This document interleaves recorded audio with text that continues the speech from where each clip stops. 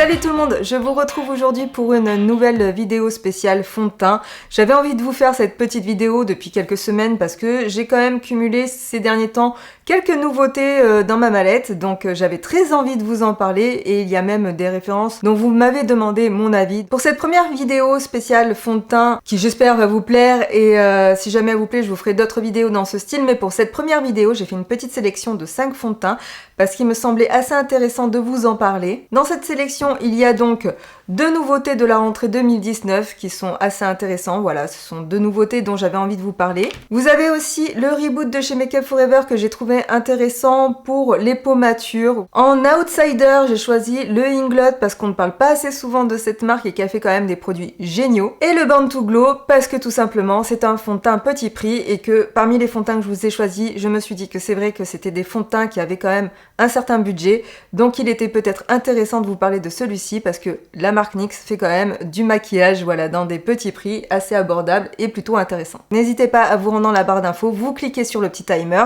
et vous arriverez directement à l'endroit où je vous parle du fond de teint qui vous intéresse. Je trouvais aussi intéressant de vous parler de ces fonds de teint parce que, comme vous le savez, avec Émilie, on se tourne de plus en plus vers voilà, des vidéos pour les peaux matures. Donc effectivement, ce sont des fonds de teint qu'on voit beaucoup en revue chez des youtubeuses qui ont entre 20 et 30 ans.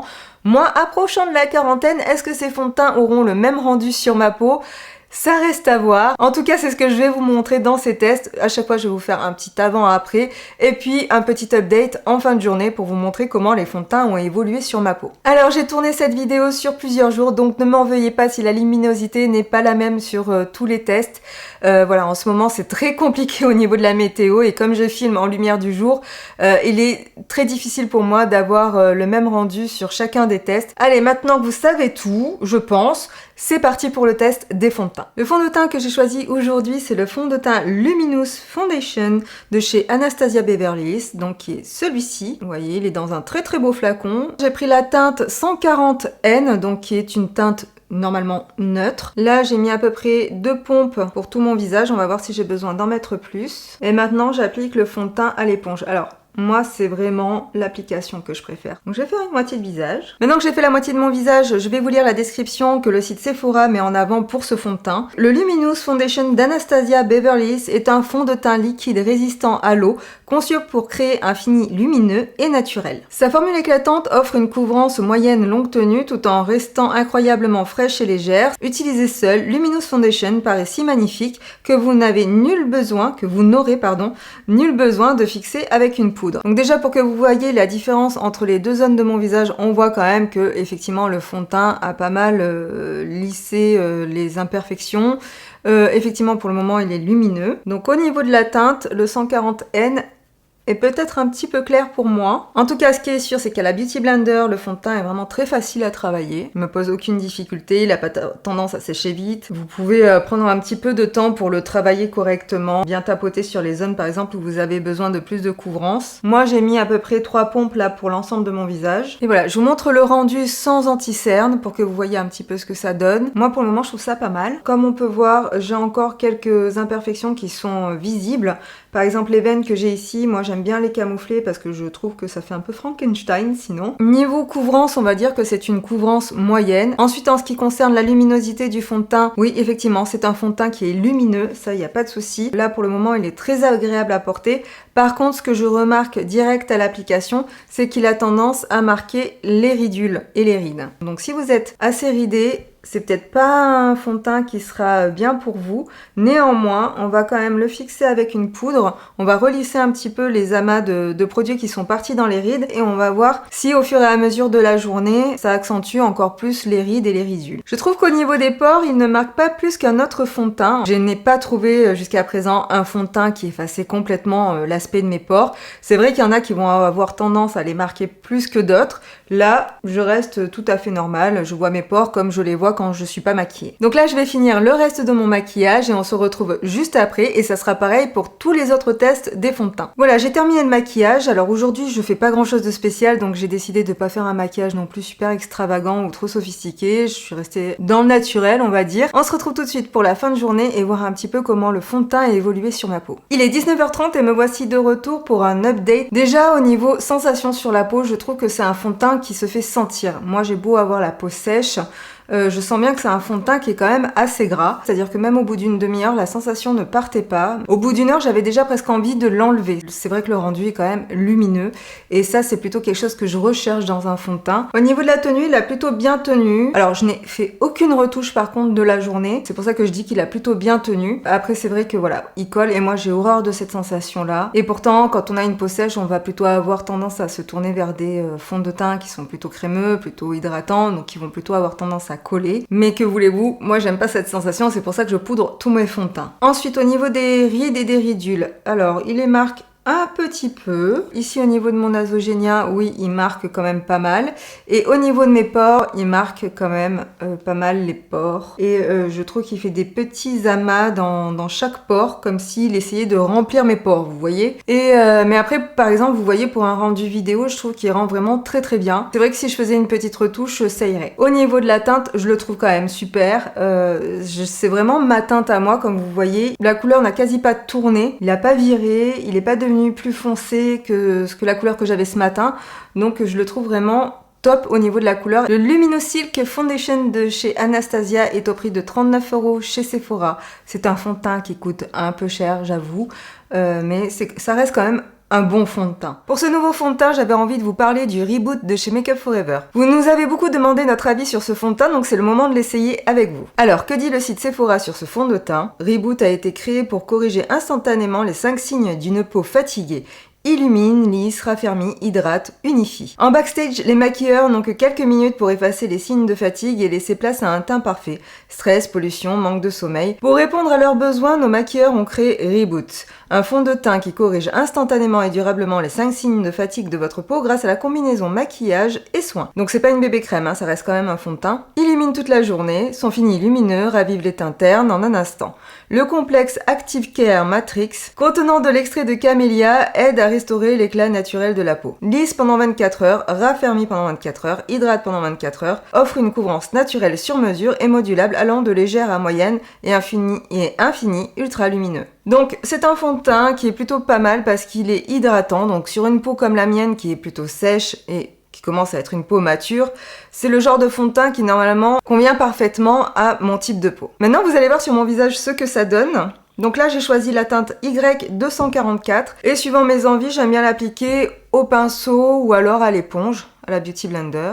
Donc la couleur est un poil foncé pour moi, mais bon c'est pas grave, hein. J'aurais pu atténuer ce foncé avec une teinte un peu plus claire, mais j'ai un petit peu la flemme. Donc c'est un fond de teint qui s'applique vraiment très bien, j'ai pas du tout de difficulté à l'appliquer parce que c'est quand même un fond de teint hydratant. Et si vous voulez un tout petit peu plus de couvrance, je vous conseille de tapoter la matière avec votre pinceau ou avec votre éponge. Ça marche avec n'importe quel fond de teint, hein, bien sûr. Alors voici le côté avec le fond de teint et le côté sans fond de teint. J'aurais aimé un petit poilou plus de couvrance, mais clairement moi qu'on voit mes défauts ça me dérange absolument pas. Je trouve qu'il unifie bien le teint et moi c'est le résultat global qui est important pour moi. Et là déjà vous voyez, j'ai même pas encore poudré, j'ai même pas fini mon teint que déjà j'ai un teint beaucoup plus unifié et lumineux. Je vais finir le reste de mon teint, je vais faire l'autre partie. Et donc voici le résultat une fois le fond de teint appliqué sur tout le visage. Alors moi vraiment j'aime beaucoup le rendu. Maintenant au niveau des pores, des rides et des petites ridules, je prends mon petit miroir, je vois qu'il file pas du tout. Même au niveau de cette ride là, au niveau de mon nasogénien, il y a très peu de matière qui est partie dedans, hein. Forcément il y en a dedans puisque j'ai appliqué le fond de teint sur tout mon visage, mais clairement ça ne marque pas plus mon nasogénien. Au niveau des petites rides que j'ai ici c'est pareil, moi je trouve qu'il a vraiment cet effet lissant sur la peau qui est vraiment pas mal. Donc au niveau de mes pores, oui on les voit, hein, y a pas de problème, mais ça ne les marque pas plus. Hein, ma peau est comme elle est, hein, de toute façon j'ai des pores, tout le monde a des pores. Pas de fond de teint miracle qui va vous les effacer complètement, ça n'existe pas. Mais en tout cas, ils ne ressortent pas plus que si je n'avais pas de fond de teint. Donc voilà, c'est ma peau vraiment au naturel, mais en mieux, et ça j'aime beaucoup. Et voici le rendu du fond de teint, le maquillage terminé. Je trouve que Franchement, c'est un fond de teint qui a une très très belle luminosité sur la peau. Je trouve qu'il fait vraiment une très belle peau. Il n'est ni trop mat, il n'a pas trop d'effet gras. Et concernant la sensation sur la peau, je la trouve vraiment très agréable. Il faut savoir que ce fond de teint, c'est une reformulation du fond de teint Lift que je détestais. Non pas à cause de la texture, mais plutôt à cause de l'odeur. C'était une odeur de rose, une odeur qui faisait un peu vieillotte et que j'avais vraiment du mal à supporter sur ma peau.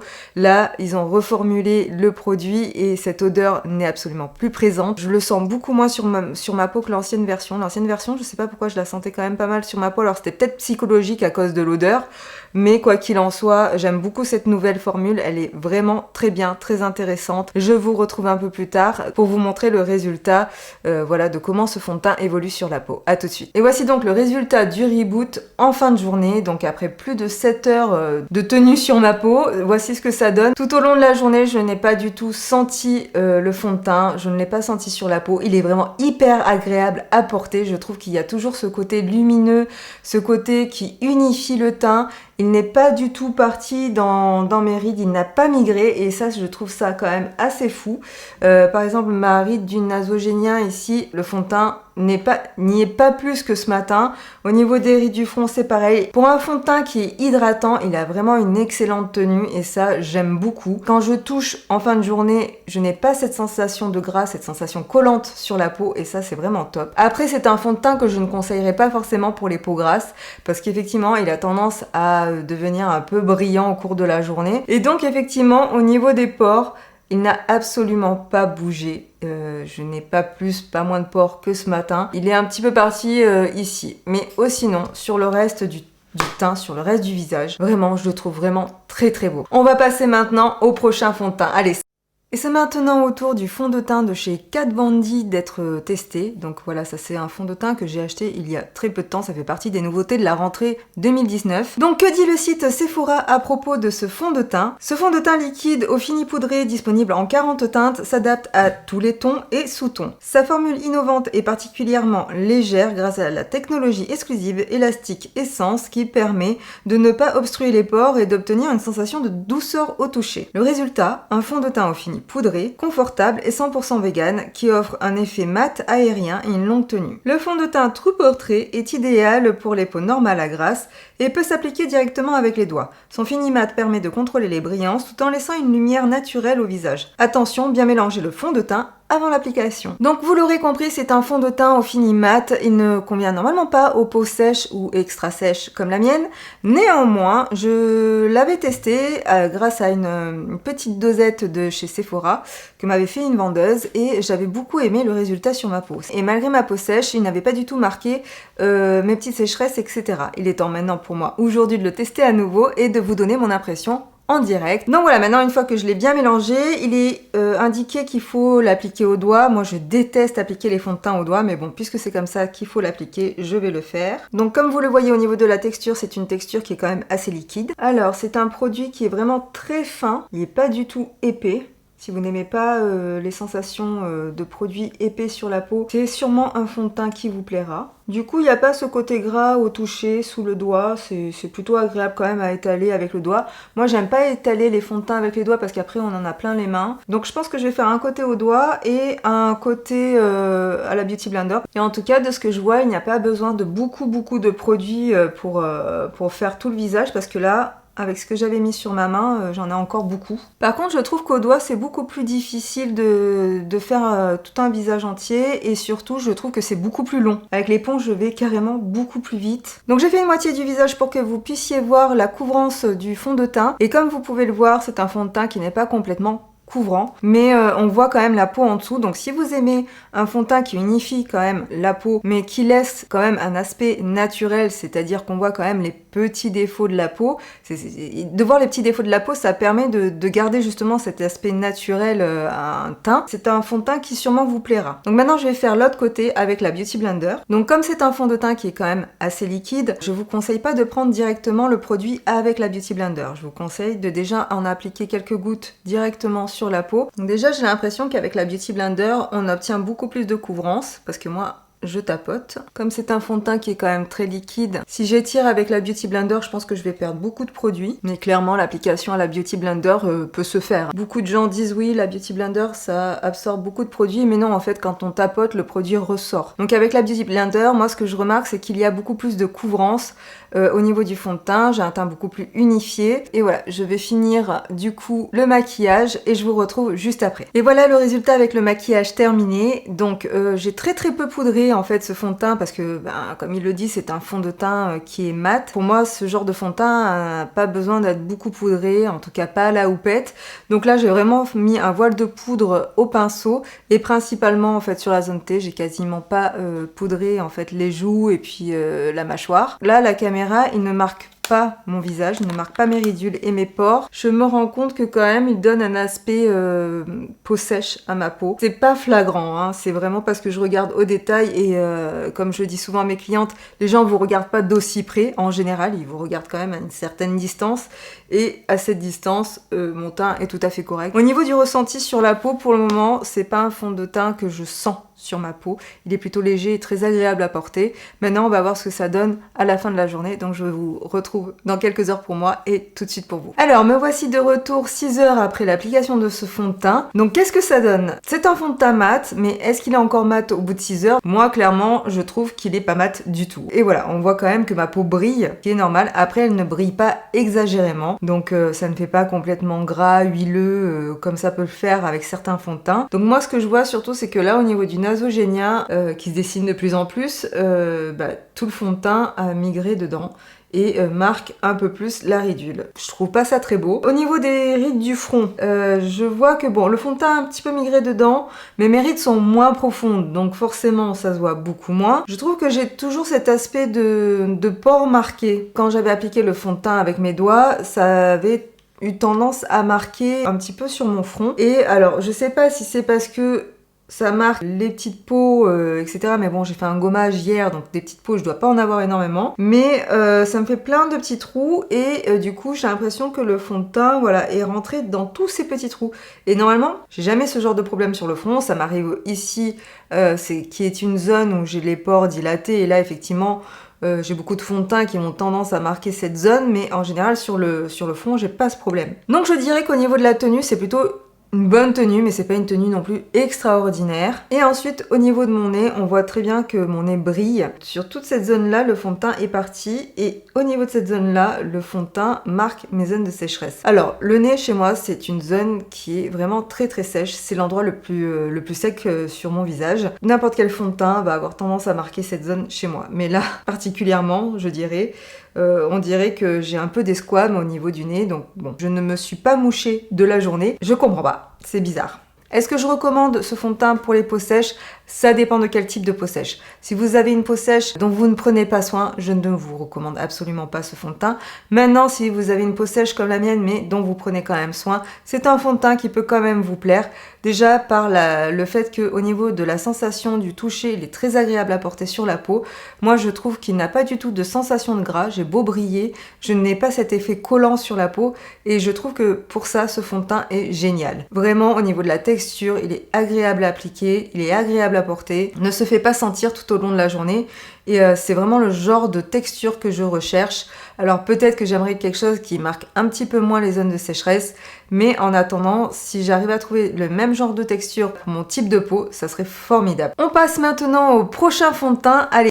Pour le fond de teint dont je vais vous parler maintenant, c'est un fond de teint qui vient d'une marque dont certaines d'entre vous ont sûrement entendu parler, c'est la marque Inglot. Alors je trouve vraiment très dommage que l'on ne trouve pas plus cette marque en France, qu'elle ne soit pas plus accessible parce que c'est vraiment une excellente marque de maquillage professionnel. C'est une marque dont j'ai déjà plusieurs produits parce que j'ai eu l'occasion il y a quelques années d'aller aux États-Unis et donc j'ai pu me procurer cette marque. Je pense que l'on peut se la procurer aussi sur internet, mais malgré tout j'avais vraiment très envie de vous parler de ce fond de teint parce que pour moi c'est vraiment un fond de teint qui mérite d'être connu. C'est le fond de teint Perfect Cover Up de chez Inglot, donc il qui a écrit HD dessus. Ce sont quand même des fonds de teint que j'ai déjà eu l'occasion de tester plusieurs fois, cela fait quelques mois que je les ai, mais j'avais vraiment très envie de vous en parler et de vous montrer un peu en live ce qu'ils donnent. Alors voici ce que dit le site français de Inglot sur ces fonds de teint. Donc fond de teint HD Perfect Cover Up s'accorde facilement avec le teint de la peau, masque les taches et les petites imperfections et contrôle la brillance, donne un effet de la peau lissée et idéalement matifiée toute la journée. Enrichi en extrait de truffe blanche, le fond de teint maintient le bon niveau d'hydratation de la peau. Produit hypoallergénique, convient également aux peaux sensibles. L'emballage airless de contenance de 35 ml permet de vider le produit jusqu'à la dernière goutte. La série de produits HD de marque Inglot avec des pigments HD est un élément indispensable de maquillage quotidien. Alors effectivement c'est un très bon produit pour les maquilleuses pro et c'est aussi un très bon produit de maquillage pour vous à utiliser de manière quotidienne. Maintenant pour moi ce fond de teint est un fond de teint avec une bonne couvrance, je dirais de moyenne à complète. C'est un fond de teint qui est plutôt un fond de teint mat, donc attention à bien hydrater votre peau avant de l'utiliser. Et aussi ce que j'aime c'est les couleurs de ce fond de teint parce que je trouve que enfin il y a des fonds de teint avec une couleur neutre. Bon moi c'est des couleurs claires que j'ai choisies, j'en ai malheureusement que 2. Et aussi ce dont parle le descriptif c'est la manière dont est pomper le produit et effectivement pour moi je trouve que c'est génial parce que du coup il n'y a pas de manque de produit, vous n'allez pas en perdre et que vous allez pouvoir l'utiliser jusqu'au bout. Et ça, toutes les marques devraient s'en inspirer parce que c'est vraiment très intéressant, il n'y a pas de produits gaspillés. C'est maintenant parti pour l'application du fond de teint. Alors là j'ai 2 couleurs, j'ai le 75 et le 71 que je vais mélanger parce que un est trop clair et l'autre est trop foncé. Je fais mon mélange des 2 couleurs sur ma main et je vais appliquer le fond de teint à la Beauty Blender parce que c'est comme ça que je préfère l'appliquer. Bien sûr, vous pouvez utiliser ce que vous voulez, ou vos doigts, ou le pinceau, ça c'est vous qui voyez. Alors comme vous pouvez le voir, c'est quand même un fond de teint qui a un aspect très crémeux. Il n'est pas du tout liquide, il est assez épais, mais avec la Beauty Blender, l'application se passe super bien. Alors comme vous le voyez, c'est un fond de teint qui a vraiment une très bonne couvrance et je pourrais peut-être même l'utiliser en tant qu'anti-cerne. Il a une matière quand même qui s'étire très facilement, très stretch, qui devient mat assez rapidement aussi. Et avec ce qu'il reste de fond de teint sur ma Beauty Blender, je vais venir en mettre sur mes paupières. C'est quelque chose que j'aime bien faire avec ce fond de teint parce que je trouve vraiment qu'il unifie vraiment bien la couleur de la peau. Et voici le résultat une fois le fond de teint appliqué. Alors sans même avoir fini le maquillage, ce que je peux déjà vous dire, c'est que c'est un fond de teint qui a tendance à bien lisser les pores de la peau. Il ne les fera pas disparaître comme je l'ai dit avec les autres fonds de teint précédents, mais c'est quand même un des mieux pour le moment de tous ceux que j'ai essayé. Il a vraiment tendance à bien flouter les pores, à bien unifier la peau, à bien lisser la peau aussi. Alors il n'a pas le rendu lumineux du reboot de chez Make Up For Ever, mais par contre il a vraiment cet aspect matifiant mais tout en étant quand même un peu lumineux et ça j'aime beaucoup. Il a une couleur vraiment comme je vous disais tout à l'heure qui est une couleur très neutre. Au niveau des rides et des ridules, alors sur ma petite ride de mon nasogénien, effectivement comme le fond de teint est un petit peu plus épais, il y en a un petit peu plus dans ma ride mais pas plus que ce qu'il y en a sur le reste de mon visage, c'est-à-dire qu'il n'a pas tendance à migrer dans les plis. Au niveau de mon front, là, c'est des petites ridules que j'ai. Alors vous allez les voir et moi aussi je les vois bien, mais elles sont quand même beaucoup moins marquées que mon nasogénien. Et là, par contre, le fond de teint n'a pas du tout migré dedans, il est juste dessus. Vraiment, c'est un fond de teint que presque, je dis bien presque parce que vous me connaissez, je n'aime pas ne pas poudrer mes fonds de teint, mais c'est presque un fond de teint que je pourrais ne pas poudrer. Alors comme pour les autres fonds de teint, j'ai essayé de vous faire quelque chose d'assez similaire au niveau du make-up. Juste pour cette fois, je n'ai pas mis d'anti-cerne parce que j'avais vraiment envie de tester le fond de teint comme ça, direct sur les cernes. Et je dois dire que vraiment ce fond de teint peut se suffire à lui-même parce que si vous n'êtes pas trop cerné, après les cernes ça se voit toujours un petit peu, hein, si vous avez un petit creux là, ça se verra de toute manière. Mais au niveau de la couleur, je trouve qu'il est assez couvrant pour pouvoir camoufler les cernes si voilà, vous n'êtes pas trop marqué évidemment. Maintenant, on va voir un petit peu comment il se comporte au fur et à mesure de la journée. Je vous retrouve ce soir pour un compte rendu, comme pour tous les autres fonds de teint. Je vous ferai un petit update pour vous dire si le fond de teint a bien tenu, mais moi j'ai déjà ma petite idée. Et me voici de retour, il est minuit 5. On peut pas dire que je donne pas de ma personne pour cette vidéo. J'ai eu une journée assez longue, enfin c'est surtout que je suis sortie ce soir, donc du coup il était impossible pour moi de vous faire un petit update avant de rentrer à la maison. Donc bien sûr, à part mon baume pour les lèvres, je n'ai pas remis de rouge à lèvres. Hein. Entre temps, j'ai mangé, donc je n'allais pas juste me remettre du rouge à lèvres pour vous faire un update. Donc plusieurs heures après, je trouve que ce fond de teint vieillit plutôt pas mal sur la peau. Vous voyez, j'ai des zones qui ont quand même regressé, ça brille à quelques endroits, mais le fond de teint n'a pas bougé, il n'a pas filé dans les plis, il n'a pas marqué mes rides non plus. Au niveau des pores, il ne les a pas plus marqués, mes pores ne sont pas plus présents. Vraiment, je trouve que c'est un fond de teint voilà, qui tient ses promesses. Au niveau de la matité, c'est vrai qu'après plus de 8 heures de tenue, il n'est plus tout aussi mat, c'est sûr, mais sachez que je n'ai fait aucune retouche sur ce fond de teint tout au long de la journée. Je l'ai vraiment laissé vivre sa vie. Sachant que je suis quand même sortie, que je suis allée au resto et que je me suis pris un peu la pluie, je trouve que ce fond de teint a plutôt très bien tenu. Il tient bien ses promesses. C'est vraiment un fond de teint qui a tendance à flouter et à lisser la peau. Après, il n'est pas, au fur et à mesure de la journée, je trouve qu'il masque pas complètement toutes les imperfections. Comme vous voyez, on voit un peu des rougeurs. Je trouve pas qu'il ait bougé plus que ça. Il a même plus eu tendance à avoir un côté qui devient de plus en plus naturel au fur et à mesure de la journée. Et donc ne donne pas à la peau cet aspect figé que peuvent avoir les fonds de teint mat. Pour moi, c'est vraiment un des meilleurs fonds de teint que j'ai pu utiliser jusqu'à présent. C'est vraiment dommage que peu de gens le connaissent. Et maintenant, il est temps de passer au tout dernier fond de teint. Allez, c'est un peu malade et enrhumé que je vous retrouve aujourd'hui pour ce dernier fond de teint. Pour tout vous dire, hier j'étais complètement à fond, donc je m'estime déjà heureuse de pouvoir reparler aujourd'hui et de vous faire cette vidéo. Donc pour ce dernier fond de teint, vous vous en doutez si vous avez bien regardé l'intro, c'est le Born to Glow de chez NYX que je vous propose aujourd'hui. Alors c'est un fond de teint qui m'a été offert par Emily, donc merci ma biche.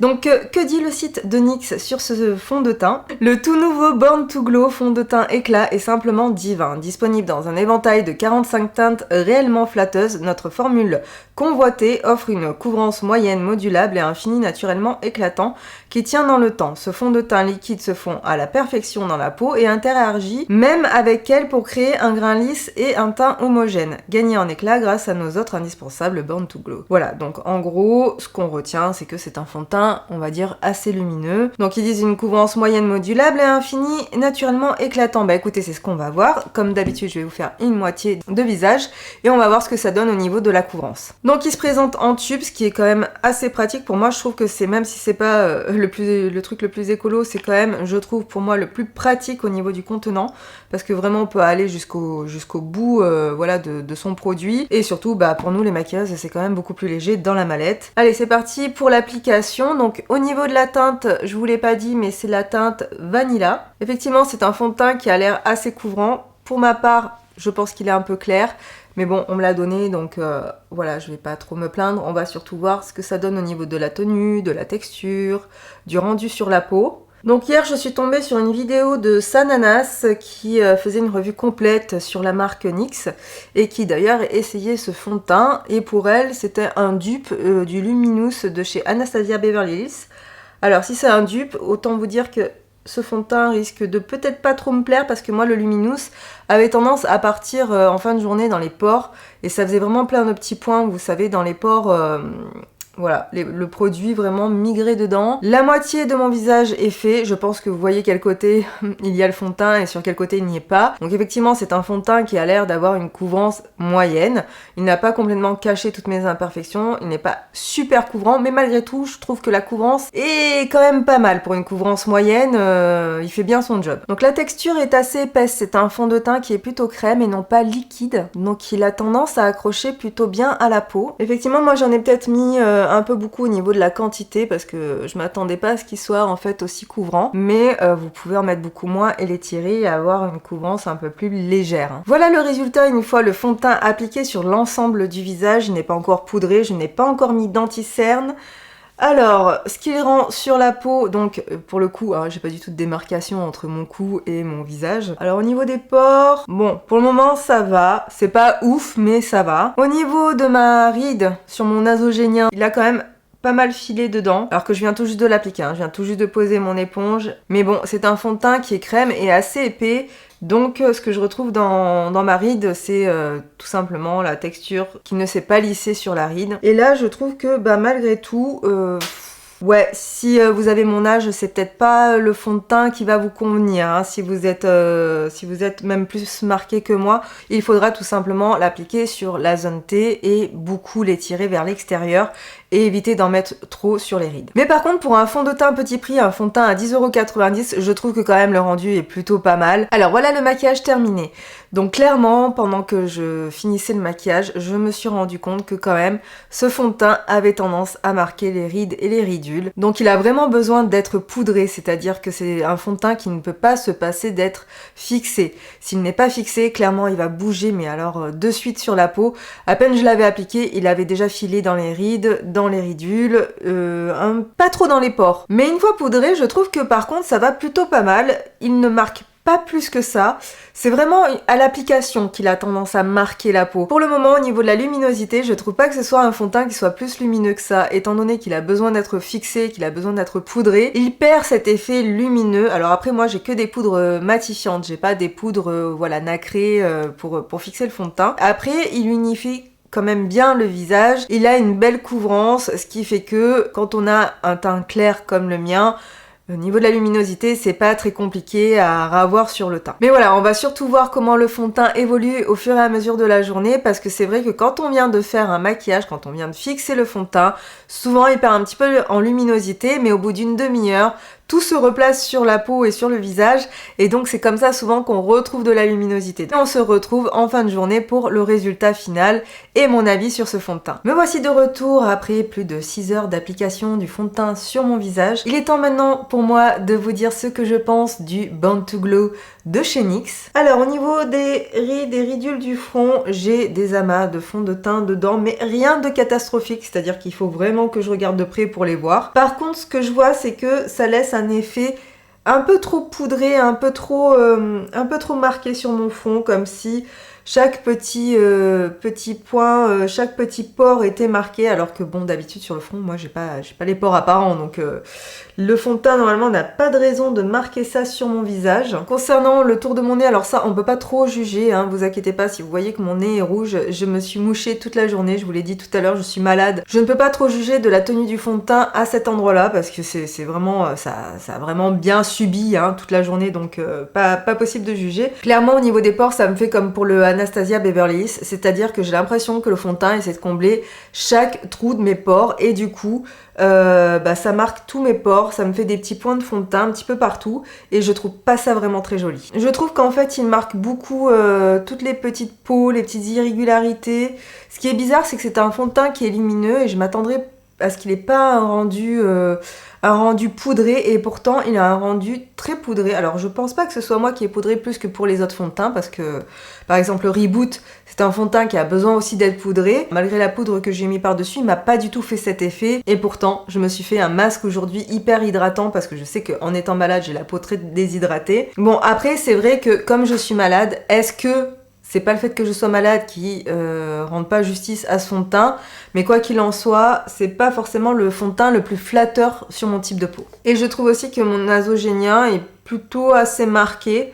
Enfin voilà, je trouve que il a une bonne tenue, ça y a pas de souci, il a une très très bonne tenue. Par contre, je vais vous donner une petite anecdote, c'est-à-dire que tout à l'heure, mon chéri m'a regardé, il m'a dit t'as changé de fond de teint aujourd'hui? T'es encore dans tes tests fond de teint? J'ai fait oui, alors qu'est-ce que tu en penses?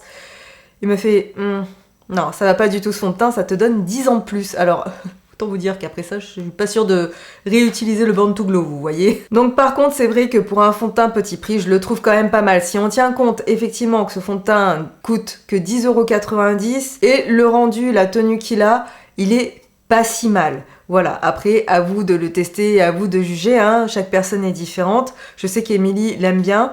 Voilà, il faudrait peut-être que je le reteste sur un jour où j'ai une peau peut-être en meilleure santé. Par contre, c'est vrai que si vous aimez le Anastasia Beverly Hills, pour moi, je pense que c'est un très bon dupe parce qu'il a exactement le même rendu, peut-être un petit peu moins lumineux, donc après à vous de jouer peut-être avec de l'highlighter pour rattraper ce côté lumineux sur la peau, parce que je ne sais pas si vous avez regardé mes tests sur les 4 autres fonds de teint, mais clairement, je ne brille pas en fin de journée, donc c'est peut-être un fond de teint qui est, à mon avis, assez bien pour les peaux mixtes à grasse, mais en tout cas pour les peaux sèches, il va avoir tendance en fin de journée à absorber le peu de gras qu'une peau sèche aura besoin pour avoir ce côté un peu lumineux lumineux. Voilà, c'est tout concernant mon avis pour le Born to Glow. Et du coup, mes fonds de teint préférés parmi les 5 fonds de teint que j'ai pu tester, pour moi c'est le Reboot et le Inglot. Voilà, donc le Reboot de chez Make Up For Ever et le Perfect Cover Up de chez Inglot. Tous les deux n'ont pas du tout le même effet sur la peau. Le Inglot est beaucoup plus couvrant et un aspect plus mat, mais malgré tout, il ne marque pas les pores de la peau, n'a pas tendance à dessécher les peaux qui sont déjà déshydratées. Le Reboot, quant à lui, c'est vraiment le fond de teint un peu passe-partout qui va vous donner de la lumière, qui va vraiment être naturel et agréable à porter sur votre peau. Qui est très bien pour les peaux matures, qui ne bouge pas tout au long de la journée, qui va flouter vos pores. J'ai à peu près les mêmes attentes pour les deux et tous les deux les comblent très bien. Voilà, le Reboot sera juste un petit peu plus léger et un peu plus naturel sur la peau. Voilà, les tests des fonds de teint sont terminés. Si jamais c'est le genre de vidéo qui vous a plu, n'hésitez pas à la liker. Laissez-moi aussi un petit commentaire pour me dire si c'est le genre de vidéo qui vous intéresse. Je peux aussi faire la même chose avec d'autres fonds de teint parce que j'en ai encore plein, hein. Vous vous doutez que je ne me limite pas qu'à 5 fonds de teint dans ma mallette, malheureusement pour mon porte-monnaie. Si vous avez envie que par exemple je vous fasse la même chose avec des anti-cernes, j'ai pas mal de catégories aussi d'anti-cernes, donc je peux vous faire aussi le même type de vidéo avec des anti-cernes, ou pourquoi pas avec des rouges à lèvres, des blushs, peu importe. Comme je vous le disais aussi en début de vidéo, n'hésitez pas à nous retrouver sur Instagram, je vous remets une fois de plus notre profil juste ici, j'espère vraiment que vous viendrez nous rejoindre là-bas. Et si vous avez envie de voir plus de vidéos sur notre chaîne, je vous en mets une ici, ou une là, et si vous avez envie de vous abonner, il faut cliquer juste ici. Il est temps pour moi de vous quitter, mais rassurez-vous, on se retrouve très vite avec de prochaines vidéos. Je vous fais d'énormes bisous et je vous dis à très bientôt. Salut!